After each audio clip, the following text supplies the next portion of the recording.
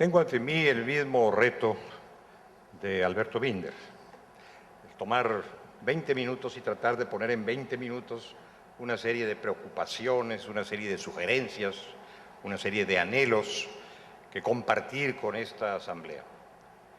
Él ha administrado admirablemente su propio tiempo, como ha administrado admirablemente su gestión creadora, promotora de un nuevo sistema de justicia penal en América Latina.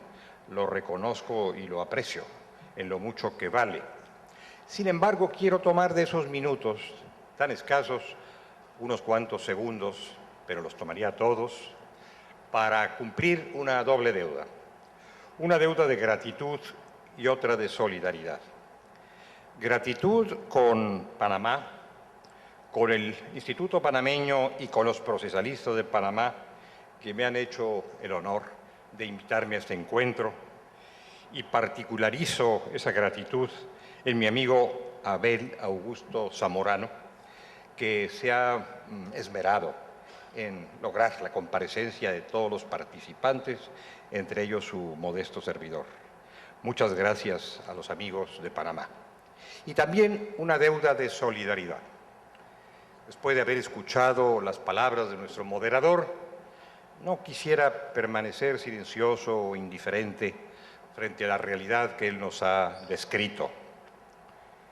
Yo no vengo a hablar, por supuesto, mal de Venezuela. Vengo a hablar de la única manera en que puedo hablar de Venezuela y de los venezolanos. Vengo a hablar bien, muy bien. Tengo un altísimo respeto y una enorme gratitud también hacia Venezuela y los venezolanos, hacia sus grandes hombres y mujeres, hacia las causas que han abanderado históricamente, hacia el desarrollo de su jurisprudencia y su doctrina jurídica. Cuento entre mis amigos muy apreciados y entre mis maestros a venezolanos distinguidos, a los que deseo lo mejor. Estoy seguro, estoy confiado de que las luchas que están librándose actualmente en Venezuela por la libertad, por la reivindicación de los valores y principios constitucionales, tendrán una feliz desembocadura. Así ocurrió en Panamá, por cierto.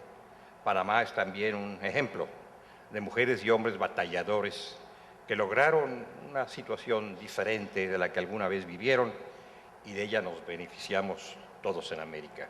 Así que espero que esto mismo ocurra muy pronto en Venezuela. Y a los votos del señor moderador, si me lo permiten, yo quisiera agregar uno específico también, no como venezolano, que no tengo el honor de serlo, pero tengo el privilegio de ser mexicano, y por ello amigo de Venezuela, sino como ciudadano de América Latina. El voto que hago es porque Venezuela retorne pronto a la comunidad latinoamericana como parte de la Convención Americana sobre Derechos Humanos. Que Venezuela modifique el rumbo que tomó y que reconozca de nueva cuenta, una vez retornada al sistema interamericano en lo que toca a la Convención, reconozca pronto la competencia contenciosa de la Corte Interamericana. Me consta que este sería, porque lo ha sido en muchos países, un paso firme hacia arriba, hacia las mejores causas, hacia el mejor futuro.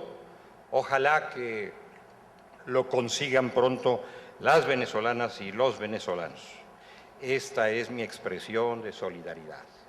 Esta es la deuda de solidaridad que no quería dejar pasar, aun cuando esto implique quitarle al sistema acusatorio 2, 3, 4, 5 minutos, le podría quitar muchas horas en realidad, si se trata de hacerlo en aras de Venezuela y los venezolanos. Bien, lo que nos tiene acá es hablar de algo a lo que llamamos un sistema acusatorio, el desarrollo de un sistema acusatorio de justicia de esa orientación. Obviamente no tiene caso discutir aquí, ahora, los rasgos del principio acusatorio, los rasgos del sistema acusatorio, que son sobradamente conocidos por todos ustedes. Para analizar estos extremos, pues léase la obra de doña Teresa Armenta, por ejemplo, sus lecciones de Derecho Procesal Penal, en la cual se pueden obtener las enseñanzas necesarias para conocer lo que es hoy el principio acusatorio y lo que es hoy el sistema acusatorio, o léase al profesor Binder, o léase a cualquiera de los tratadistas modernos de nuestra disciplina. Yo quisiera, más que hablar de los extremos, de los puntos concretos, de los datos con los cuales hemos construido el principio de separación de funciones en el proceso y la cauda de consecuencias que le acompañan, quisiera concentrarme en el fenómeno, en el hecho entrañado en esa dialéctica. Una dialéctica entre las libertades, los derechos y las garantías y, por otra parte, la sujeción, el autoritarismo y la negación de derechos y garantías.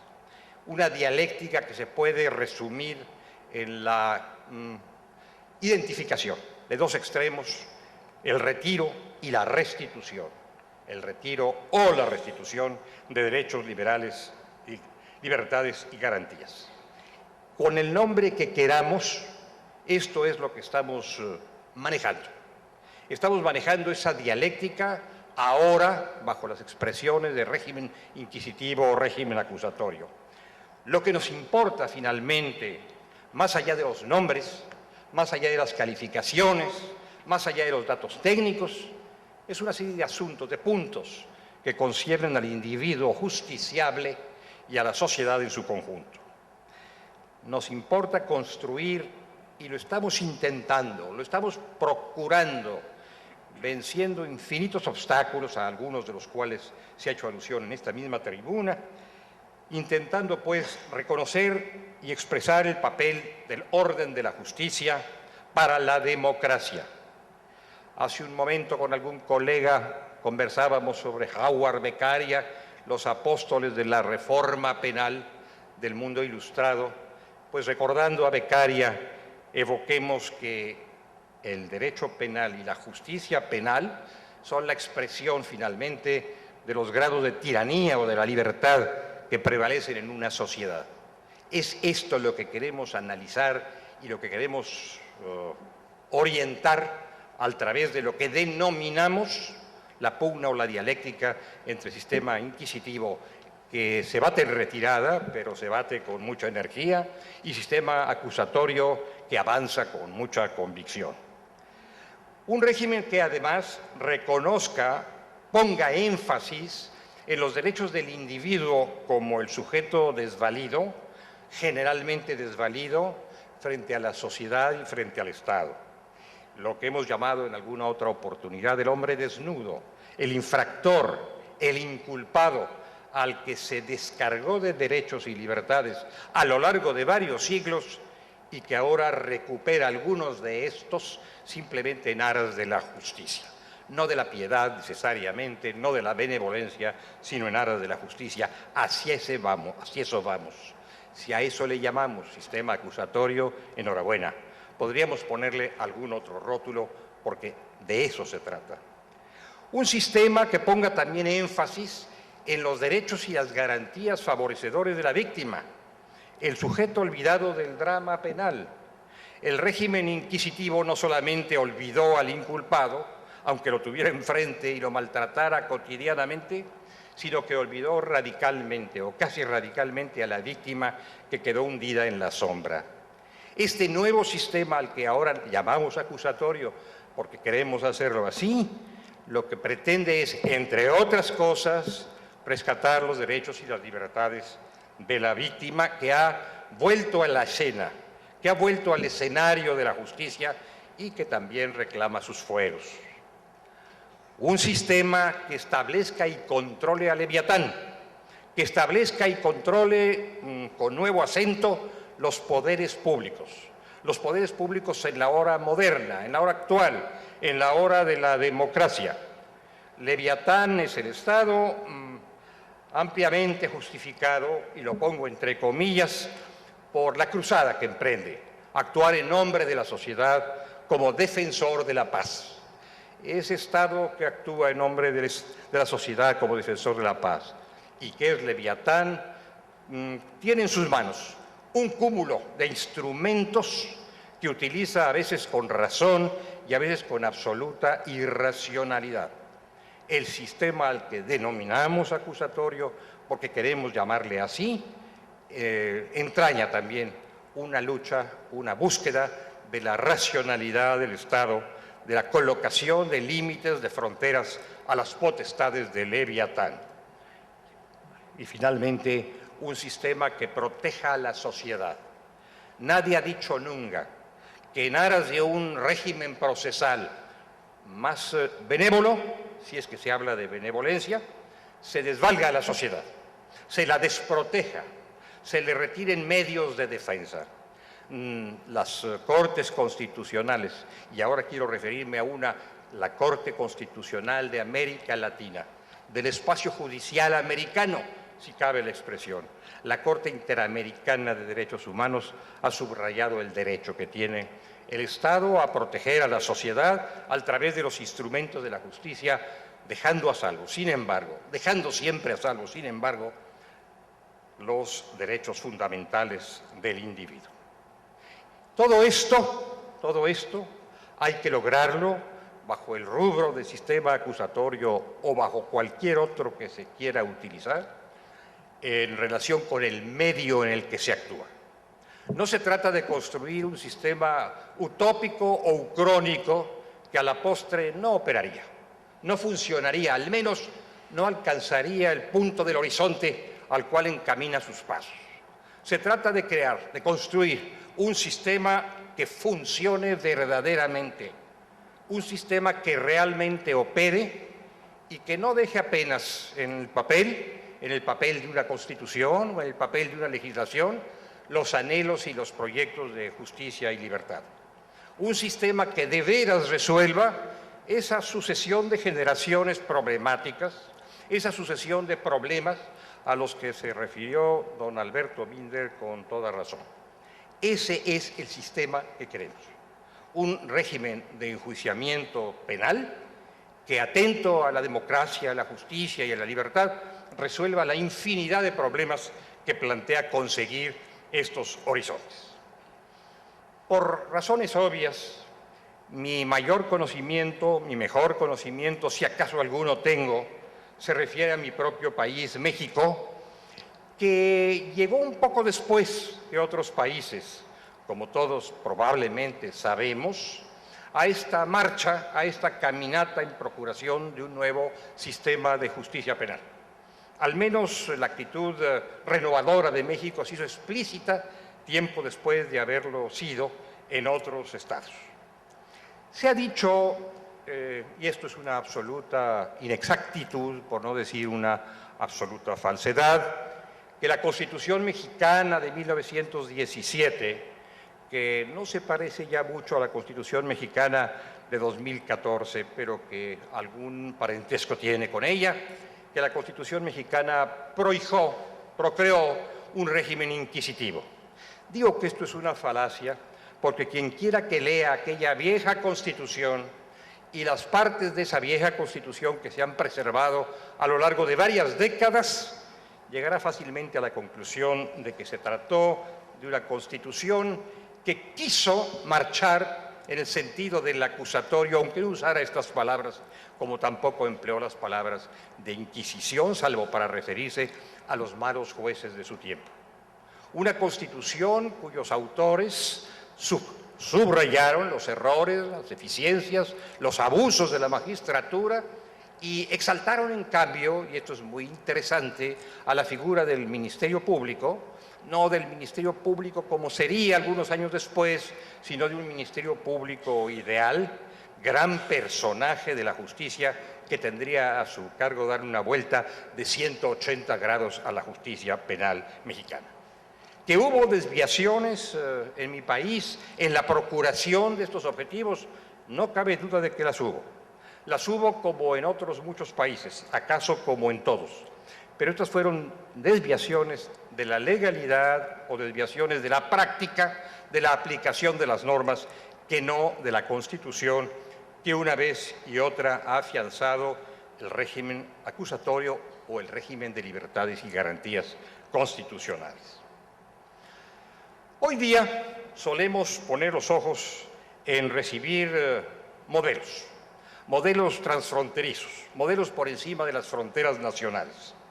Esto hoy día tiene un significado especial, pero en rigor lo hemos hecho siempre. Siempre sucesivas generaciones han buscado donde creían encontrar modelos de política, modelos de libertad, modelos de administración o modelos de justicia. Esto es natural y pienso yo que es necesario. Es necesario rasgar los velos que a veces cubren el horizonte y buscar en muchos medios enseñanzas y sugerencias. Esto es inevitable, sobre todo en una era de lo que llamamos también la globalización. La globalización, la mundialización, nos está imponiendo muchas consecuencias. Algunas de ellas gravitan positivamente sobre el sistema de justicia penal y otras, me temo, gravitan negativamente sobre el sistema de justicia penal. Invito a leer simplemente o a recordar simplemente las apreciaciones, la síntesis que sobre este movimiento hace un gran maestro del derecho de hoy, Luigi Ferrajoli. Bienvenidos, sin embargo, los modelos, siempre y cuando al adoptarlos, al asumirlos, y a veces lo hemos hecho con un enorme entusiasmo y quizás hasta con cierto candor, no nos deslicemos a la irrealidad, a lo impracticable, no incurramos en tropiezos innecesarios, en altísimos costos y en grandes frustraciones. Ha pasado en mi país y pudiera ser que estuviese ocurriendo o que hubiese ocurrido en otros países. Cuando se puso en movimiento en esta nueva etapa la marcha hacia el régimen acusatorio en México, o lo que llamábamos en ese instante régimen acusatorio, nos vimos permeados por experiencias provenientes del norte. Muchas de las novedades incorporadas en la vida de México provienen del norte inmediato, del norte cercano, de más allá del río Bravo. Quizás algunos legisladores habían, entre otras cosas, visto muchas series de televisión y pensaron que la justicia penal de esas series de televisión podrían acomodarse en la Constitución a título de preceptos y posteriormente a título de prácticas. Este fue un motor de cambio con sus ventajas y con sus graves y grandes desventajas. También tomamos nota de lo mucho y muy bueno que con gran empeño, que con gran talento, que con gran esfuerzo se venía haciendo en América Latina. Por supuesto que teníamos la vista puesta sobre la experiencia chilena y sobre otras experiencias que fueron apareciendo y que pronto cundirían. Fue para México muy útil y muy conveniente observar los pasos de nuestros hermanos latinoamericanos, aun cuando necesariamente debíamos encaminar nuestros propios pasos de acuerdo con las realidades y con los pareceres, con las posibilidades y las expectativas de México. Por eso manifestamos que optaríamos, no siempre lo hicimos, por fórmulas nacionales que tuvieran en cuenta, ante todo, la circunstancia del país, la circunstancia no de una república abstracta y genérica, sino de una república concreta, los Estados Unidos mexicanos. Ahora bien, hay un marco de realidades y también debiera haberlo en el discurso, que necesariamente ilumina o ilustra nuestros esfuerzos, que impulsa o detiene, que sugiere, que propone, que plantea y que no debemos perder de vista. Ya en las meditaciones de Quijote dijo Ortega, soy yo, pero también mi circunstancia. Así que el éxito de la reforma es el talento con el que se proyecte, la bondad que se consiga conceptualmente, pero también el manejo de la circunstancia en la que el proyecto debe operar. ¿Cuál es la circunstancia que en México se halla a la vista y que ha obligado a matizar o ha estorbado en ocasiones y a veces impulsado el avance de la reforma procesal penal. De esa circunstancia forman parte fenómenos tales que no son desconocidos para ustedes, en fuerza de los medios de comunicación, como la inseguridad pública y lo que enfrentarla supone en términos de democracia y en términos de garantía. Doña Mirel del Mas, una querida maestra y amiga, pondera al hacer el estudio de los sistemas procesales penales europeos, cómo se da en el curso de la entronización de estas novedades en esos sistemas penales de antiguo cuño, una pugna entre el debido proceso, por una parte, y el control del crimen, el crime control, por otra parte. Eso se encuentra presente en nuestras realidades, me parece, salvo la mejor opinión de cada uno en relación con su propio país, y ciertamente nutre tensiones y contradicciones en México.